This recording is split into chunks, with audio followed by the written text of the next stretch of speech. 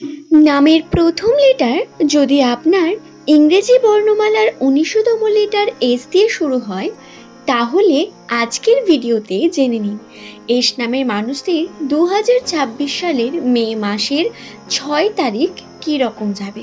৬ তারিখ বিশেষ ভাগ্যফল আপনাদের জানাতে চলেছি। এই ভিডিওতে আপনারা এস নামের মানুষদের অ্যাস্ট্রোলজির বিভিন্ন তথ্য, নিউমারোলজি থেকে বর্ণিত বিভিন্ন বিষয়ে এস নামের মানুষদের ভাগ্যচক্রের বিভিন্ন দিক তুলে ধরব। আশা করব ভিডিওটি আপনাদের ভালো লাগবে। এস নামের মানুষেরা, যদি আপনাদের এই ভিডিও ভালো লেগে থাকে, আপনার প্রিয়জন যাদের নামের প্রথম এস দিয়ে শুরু, তাদের সঙ্গে ভিডিওটি অবশ্যই শেয়ার করবেন, যাতে তারাও এই ধরনের বিভিন্ন তথ্যগুলি জানতে পারেন। তবে আসুন বন্ধু, আর দেরি না করে আমরা ভিডিওর মূল পর্বে প্রবেশ করি। ইংরেজি বর্ণমালার ১৯তম লেটার এস, যার সংখ্যাতত্ত্বের মান ১। কথা বলা যাক প্রথমে সম্পর্ককে নিয়ে। সম্পর্কের দিকে এই ৬ তারিখ এস নামের মানুষদের জন্য নতুন উদ্দীপনা, নতুন সুখবর এবং নতুনভাবে উন্নতির দিক এগিয়ে নিয়ে আসবে। ৬ তারিখে সম্পর্কের জন্য আপনাদের যে প্রেমের সম্পর্ক, তাতে পজিটিভিটি, রাশিতে সেই সম্পর্কে দৃঢ়তা আরও বৃদ্ধি পাচ্ছে।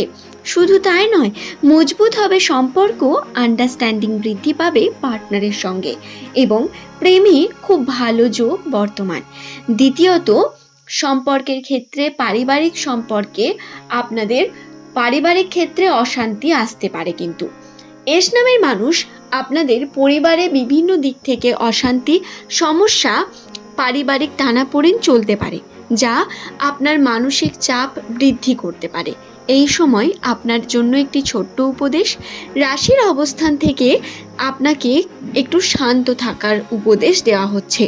রাশি অনুসারে আপনি যদি এই সময় সিদ্ধান্ত তাড়াহুড়ো করে না নেন, একটু শান্ত থাকেন এবং মাথা গরম হুটহাট না করেন, তাহলে এটা আপনার জন্য সবথেকে ভালো একটি সিদ্ধান্ত হবে। আপনাকে কর্ম করার আগে সঠিকভাবে ভেবে নিয়ে কর্ম করতে হবে। আপনার নামের প্রথম লেটার যদি এস দিয়ে হয়, কর্মক্ষেত্র বলুন বা সম্পর্কের ক্ষেত্রে, পারিবারিক ক্ষেত্রে আপনাকে মাথা ঠান্ডা রেখে সিদ্ধান্ত নিতে হবে।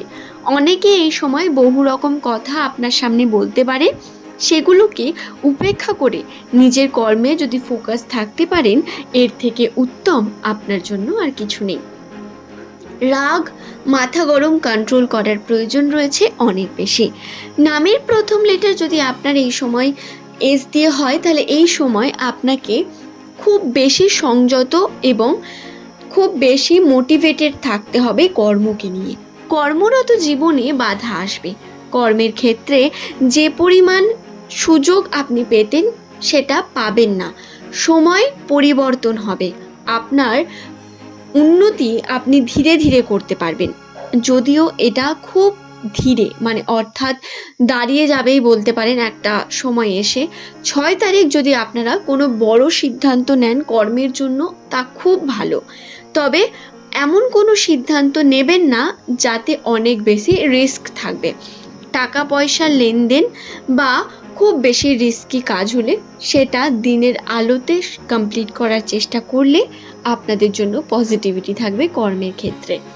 কর্মে যাওয়ার আগে সাদা পরিধান করে যাওয়া অত্যন্ত সুন্দর এবং শুভ ইঙ্গিত দেয় আপনাদের জন্য। তাই সাদা পরিধান করে কর্মের ক্ষেত্রে যান এবং কর্মের জয়ী হয়ে আপনারা আসুন। বাধা আসবে, কিন্তু জয়ী হওয়ারও সম্ভাবনা রয়েছে। আপনাকে পরিশ্রম করতে হবে অনেক বেশি। আপনি আপনার কর্মফল পাবেন। কর্ম যেমন করেছেন তার ফল আপনি সেরকম পাবেন। এটা মাথায় রেখে কার্য করবেন। নামের প্রথম লেটার যদি আপনার এস দিয়ে শুরু হয়, পরিবারের উপর আপনার দায়িত্ব বৃদ্ধি পাবে। পরিবারকে নিয়ে আপনার দায়িত্ব বৃদ্ধি পাবে।